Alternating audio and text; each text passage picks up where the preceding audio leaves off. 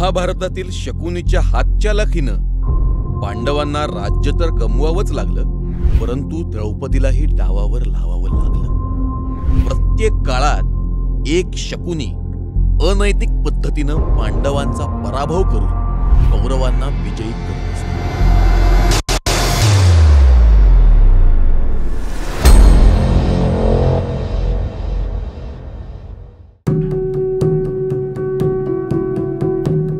2019ला जनतेनं मतदानाद्वारे दिलेला विजयी कौल हा भाजपच्या नेतृत्वातील महायुतीला होता। पण संजय राऊत सारखे शकुनी सोबत असल्यावर उद्धव ठाकरे सारख्या सत्तेची हाव असणाऱ्या माणसाच्या सुप्त अपेक्षांना जास्तच बळ मिळालं। संजय राऊत हा त्याच्या आयुष्यातल्या सुरुवातीच्या काळात लोकप्रभा मासिकासाठी काम करायचा आणि त्यातल्या लेखातून हिंदू हृदय सम्राट बाळासाहेब ठाकरे यांच्यावर चिखलफेक करायचा। पण स्वर्गीय बाळासाहेब ठाकरे म्हणजे उदार मनाचे दिलदार व्यक्तिमत्व। त्यांनी त्यांच्यावर टीका करणाऱ्या संजय राऊत सारख्या माणसाला सुद्धा शिवसेनेमध्ये संधी दिली। संजय राऊतनं मात्र या उपकाराचे चांगलेच पांग फेडले। संजय राऊतनं सर्वात पहिले उद्धव ठाकरे यांचा स्वभाव दोष हेरला।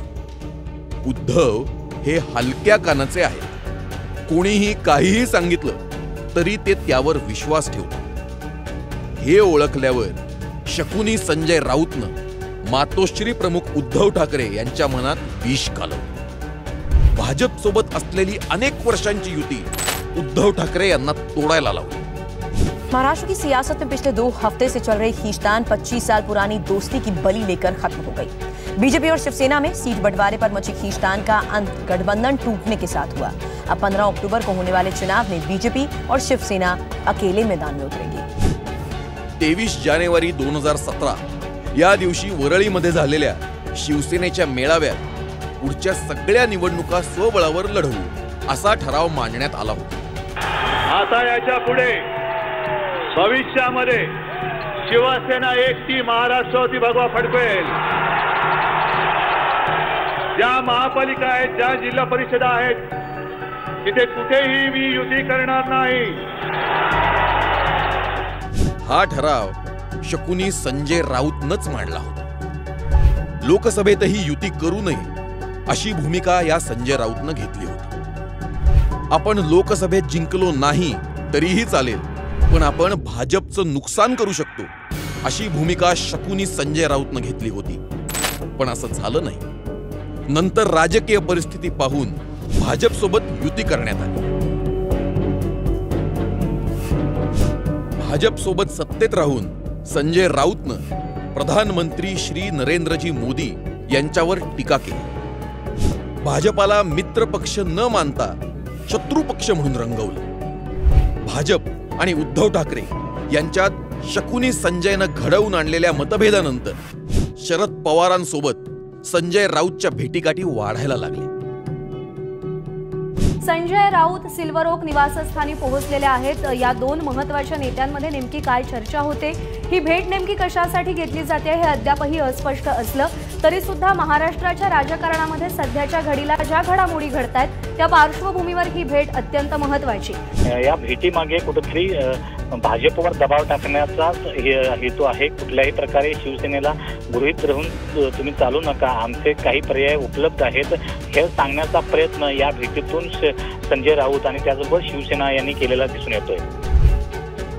संजय राऊत मातोश्रीपेक्षा सिल्वर ओकवर जास्त दिसू लागला। पत्रकार परिषदाही घेऊ लागला आणि पत्रकार परिषदेमध्ये तो शरद पवारांचा इतका उदो करायचा, शरद पवारांवर इतकी स्तुतिस्तुमनं उधळायचा की वाटू लागलं आता संजय राऊत स्वतः पहिला राष्ट्रवादीत सामील होईल आणि नंतर शिवसेना ही राष्ट्रवादीत विलीन करेल। भारतीय काँग्रेस पार्टी ज्यांनी प्रभू श्रीराम यांना कोर्टात हजर राहण्याचे आदेश दिले होते, ज्यांनी रामायण एक काल्पनिक काव्य आहे असं सांगितलं होतं, जी काँग्रेस पार्टी हिंदुत्वाचा तिरस्कार करते आणि अल्पसंख्याकांचे तुष्टीकरण करण्यात धन्यता मानते, त्या काँग्रेस पार्टी सोबत महाआघाडी स्थापन करण्याची दुर्बुद्धी ज्या शकुनीला सुचली तो शकुनी म्हणजे संजय राऊत. हिंदू हृदय सम्राट बाळासाहेब ठाकरे यांनी ठणकावून सांगितलं होतं की मी माझ्या शिवसेनेची काँग्रेस होऊ देणार नाही. मैं मेरी शिवसेना की कांग्रेस नहीं होना दूंगा, नहीं, कभी नहीं. और मुझे जब ये मालूम होगा कि हो रही है तो I will close my shop. पण संजय राऊत आणि उद्धव ठाकरे या गोळाजोडीनं बाळासाहेबांचे विचार पायदळी तुडवून ही महाविकास आघाडी घडवून आणली. शिवसेनेच्या कडवट हिंदुत्वाशी तडजोड केली.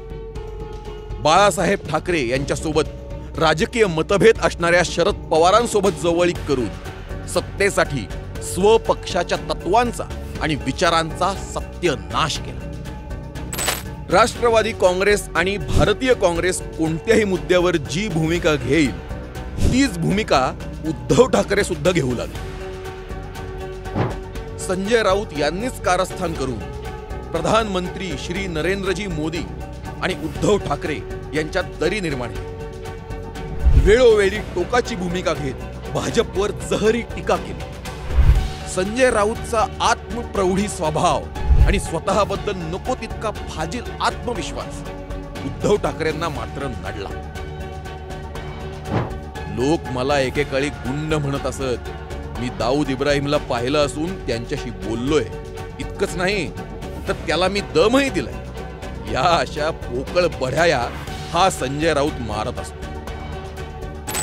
पुढे नाराज शिवसैनिकांमुळे उद्धव ठाकरे यांची काय दशा झालीय हे सर्व महाराष्ट्र पाहतोच आहे. या संजय राऊतनं केलेल्या शकुनीपणामुळे उद्धव ठाकरेंना राजकारणात आता काही भविष्य राहिलं आहे असं दिसत नाही.